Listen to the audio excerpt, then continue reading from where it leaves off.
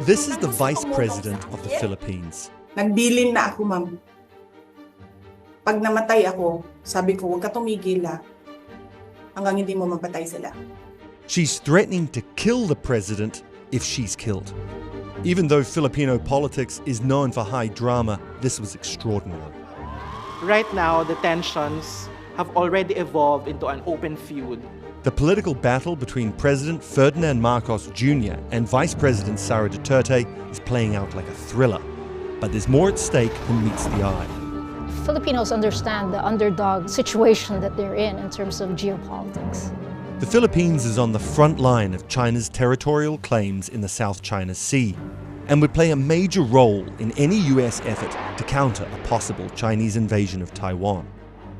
The Philippines is a key ally for the US here in Asia. It is located in a very strategic spot. But this alliance is under pressure as Sara Duterte backs closer ties with China, and her case is being helped by aggressive US tariffs. Well, President Trump says the US has reached that trade deal with the Philippines.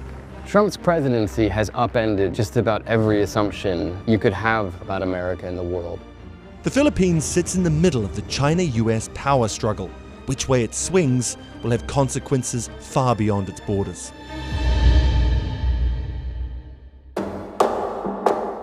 Meet the Marcoses. This is former President Ferdinand Marcos and his wife and former First Lady Imelda Marcos, who you may remember is quite the fan of footwear. And this is their son, Ferdinand Marcos Jr., also known as the current President of the Philippines. Now meet the Dutertes. This is Rodrigo Duterte, another former president, and his daughter, Sara Duterte, the current Vice President of the Philippines, who, 14 years ago, fell out with the sheriff. Problem is, President Marcos and Vice President Duterte were a team, but now they're at each other's throats and have very different visions for their country's foreign policy. Marcos Jr., referred to as Bong Bong, has cultivated close ties with Washington, while his political rival has followed in her father's more pro-China footsteps. Sara Duterte is trying to take a more neutral stance to it. She wants to work equally with both the US and China. Any change in the direction of the Philippines' foreign policy stance will have an impact not only here locally, not only in Asia, but the world at large. And here's why. The Philippines was a US colony till 1946. Located just south of Taiwan, the island chain is critical to the control of waters off the southern coast of China. Post-pandemic, its economy has grown steadily and faster than most of its regional peers. The Philippines matters to the US as it's among its allies that it uses to secure trade routes and peace in the region since World War II. But relations between Washington and Manila are caught up in the political feud we mentioned earlier. Marcos's term is due to end in 2028. Duterte is emerging as his likely successor. Their alliance was extraordinary to begin with, but their open hostility even more so. So how did things get so wild, and what can that tell us about what to expect next? Marcos Sr. led the country for 21 years, from 1965 to 1986. He and his wife are accused of stealing $10 billion from the state during his term, as well as torturing and killing thousands of political opponents. But to his supporters, Marcos Sr. was a hero who drove the Philippines' economic development. Former President Rodrigo Duterte served from 2016 to 2022. He pivoted the Philippines towards warmer ties with China and away from the US. Currently, he's in a prison cell in The Hague. More on that later. The alliance of these two prominent families was a sure path to power, uniting disparate factions of the country into what they branded the Uni Team. In the 2022 presidential election, Marcos and Duterte romped to victory. So the 2022 elections is essentially a coalition of convenience between two political families, harnessing the votes from north and south of the country.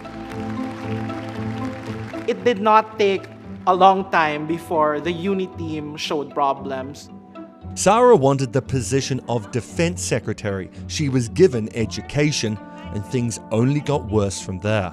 Her tenure within that Department of Education started to show that there were misuse of funds. An allegation Sara denies. As part of that investigation, a trusted aide of Duterte's was detained. The vice president decided to go live on Zoom. This country is going to hell because we are led by a person who doesn't know how to be a president and who is a liar. Duterte claimed her life was under threat, and she had a contract killer ready to assassinate the president if she was killed. Sara Duterte is known as a feisty personality here in the Philippines. She's really not afraid to speak her mind.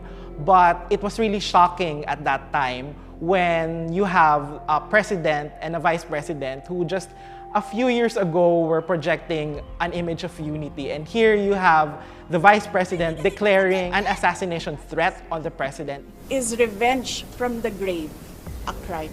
But the tensions between Marcos and Duterte did not end there. In March this year, Marcos government acted on an arrest warrant issued by the International Criminal Court against Sara's father, former President Rodrigo Duterte. He was charged by the International Criminal Court with the murder of dozens of alleged drug dealers, but human rights groups say the victims number in the thousands. He was flown to The Hague. But if this was supposed to hurt Sara, it backfired. The Duterte clan heavily criticized this move. They portrayed this as also a surrender of Philippine sovereignty. So they said handing over the former president to the ICC was actually an act of kidnapping. When kidnapping is allowed as a means of acquiring the jurisdiction of the accused, we think this too is a travesty of justice. Just as the president and vice president split, so did their approach to foreign relations. Under Marcos, the Philippines have allowed the U.S. to station more troops in more locations under their treaty agreements. There are now 9 locations in the Philippines, some of them very close to Taiwan, some of them facing the South China Sea, that the U.S. has access to and will rotate troops through, that will make investments, that will have a long-term presence. Since Ferdinand Marcos came to power, he has really shifted the relationship with China and, of course, has moved much closer to the US. Sara Duterte has been careful in portraying herself as pro-China. There is no reason for you to lean towards the US. You have to always stay in the middle because you are not a part of the bigger conflicts. She has said that the relationship between Beijing and Manila is not defined entirely by their tensions in the South China Sea. And this is what those tensions look like. This footage is shot from a Filipino patrol ship being pursued by 2 Chinese vessels. Then this happens. The Chinese Navy vessel accidentally smashes across the bow of its sister ship. It's unknown if or how many Chinese sailors lost their lives in this collision. Philippine vessels have been shown by authorities to have been water cannon, sideswiped, harassed by Chinese vessels. China and the Philippines dispute who owns the islands and reefs in the South China Sea. China's vast claims are encompassed in what's known as the 10-dash line, which sweeps down from Taiwan to the Philippines, Malaysia, and up Vietnam's coast. Nobody agrees with this, including a UN court that ruled in the favor of the Philippines. Yet China is pushing full speed ahead with its insistence that it has sovereignty over pretty much the entire South China Sea. China's rapidly expanding its navy and rejects the UN court's ruling. It says it's committed to upholding freedom of navigation in the South China Sea.